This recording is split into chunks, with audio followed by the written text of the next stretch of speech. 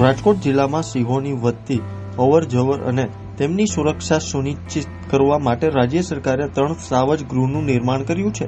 ગોંડલ રેન્જમાં જેતપુર નજીક ખારચિયા વીડી, ભાંડરિયા વીડી અને જસદણ ખાતે ઉમટ વીડીમાં આ ગૃહોની રચના કરવામાં આવી છે. આ વિસ્તારોમાં અગાઉથી સિંહોની હાજરી નોંધાઈ હતી. ખાસ કરીને ખારચિયા વીડીમાં એક સાથે 6 ડાલા મથ્થા દેખાતા આ સ્થળ વધુ ચર્ચામાં આવ્યું હતું. ત્યારે જુઓ મારો ખાસ અહેવાલ.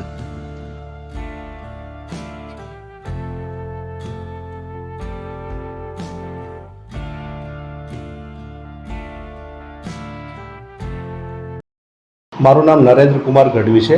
હું આસિસ્ટન્ટ કન્ઝર્વેટર ઓફ ફોરેસ્ટ છું રાજકોટ સબ ડિવિઝનમાં. આ મોરબી વન વિભાગ હસ્તકનું સબ ડિવિઝન છે. ગીર અને આજુબાજુના વિસ્તારમાં જે લાયનની કાયમી મુવમેન્ટ રહે છે અથવા તો ભૂતકાળમાં પણ લાયન અહીંયા જોવા મળેલ છે, એ વિસ્તારોમાં સરકારશ્રીએ સાવજ ગૃહ બનાવવાનું નક્કી કર્યું છે. એ પ્રમાણે અમારા મોરબી વન વિભાગ હસ્તકના રાજકોટ જિલ્લાની અંદર કુલ 3 સાવજ ગૃહ બનાવવામાં આવ્યા છે.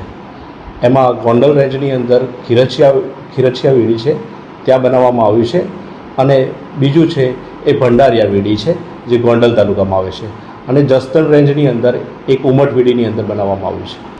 ભૂતકાળના જો દેખવામાં આવે તો સાવજ એટલે કે લાયનની જે મૂવમેન્ટ રહેલી છે અથવા તો નજીકના વિસ્તારમાં સાવજે કાયમી વસવાટ કરેલું છે અને ભવિષ્યમાં એની કેરિંગ કેપેસિટી એક્સપાન્ડ થઈ શકે એના માટે થઈ અને આ આજુબાજુના વિસ્તાર વીડી વિસ્તાર, જંગલ વિસ્તારને નક્કી કરવામાં આવ્યું છે.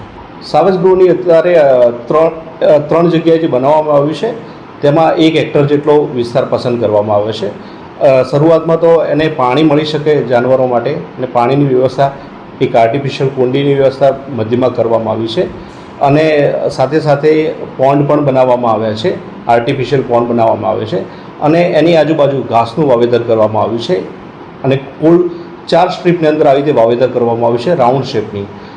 સૌ પ્રથમ અંદરની બાજુ ઘાસનું વાવેતર છે, બીજી બાજુ બ્રાઉઝેબલ સ્પીસીસ નાખવામાં આવી છે, જેમ કે કરમદા છે, રાયણ છે, દેશી જાંબુ છે. આ પ્રકારની બ્રાઉઝેબલ સ્પીસીસ જે તૃણાહારી પ્રાણીઓ માટે કામમાં આવે એનો ખોરાક છે.